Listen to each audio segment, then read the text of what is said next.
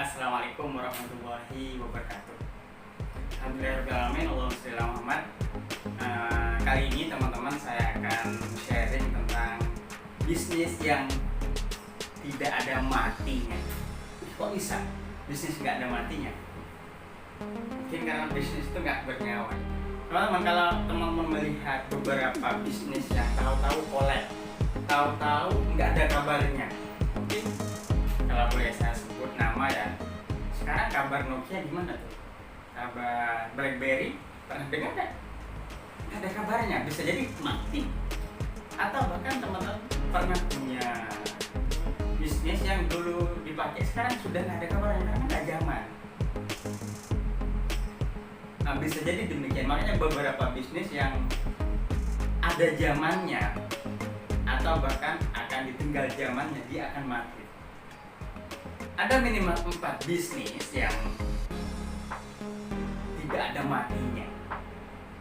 Ya tentunya sampai kita mati duluan mungkin ya, atau kiamat ya. Jadi 4 bisnis ini yang sepanjang zaman akan selalu dibutuhkan sama masyarakat Indonesia.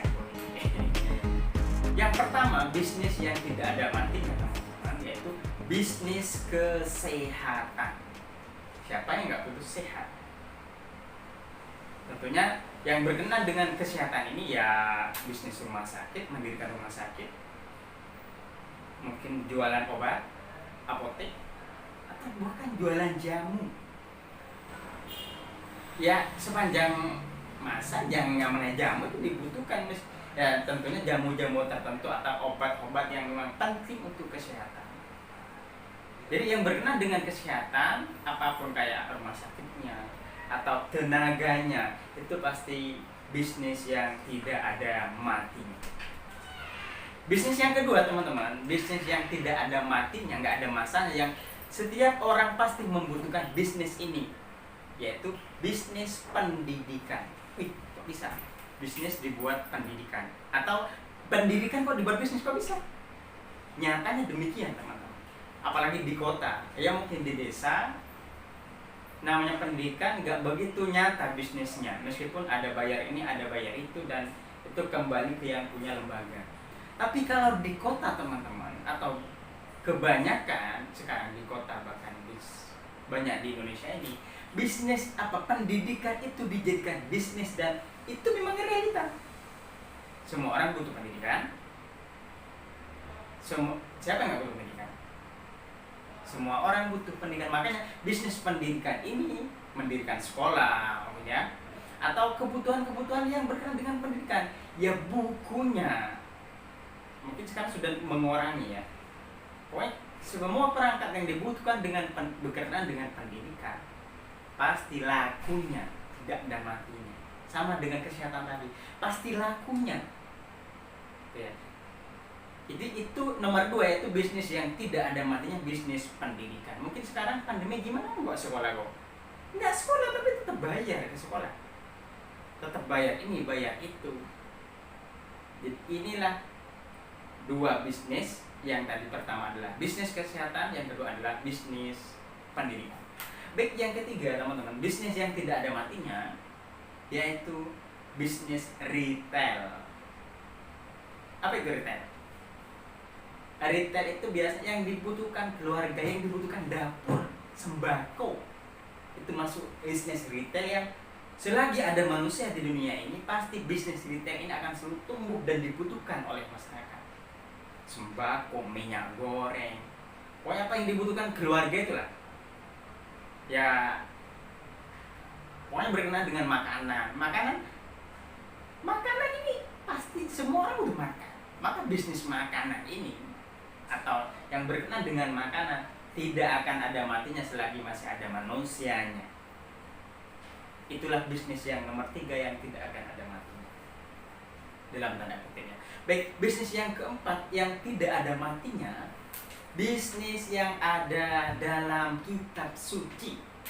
Wih, apa contohnya ya? Bisnis yang ada dalam kitab suci ini karena didorong oleh kepercayaan manusia terhadap kitab sucinya atau bahkan sama nabinya, tidak akan ada matinya.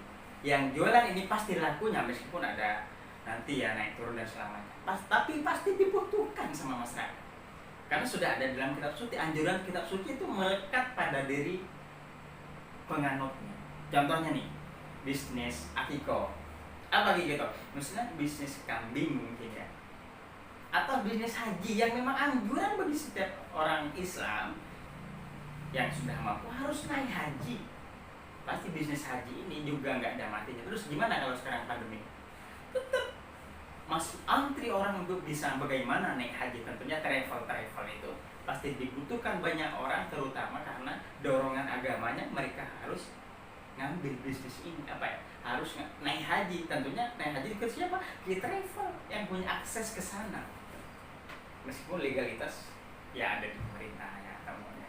Baik, bisnis yang ada dalam kitab suci juga salah satunya itu, setiap kalau dalam Islam, orang Islam itu wajib kurban. Kurban itu ya kalau nggak sapi ya domba atau kambing ya.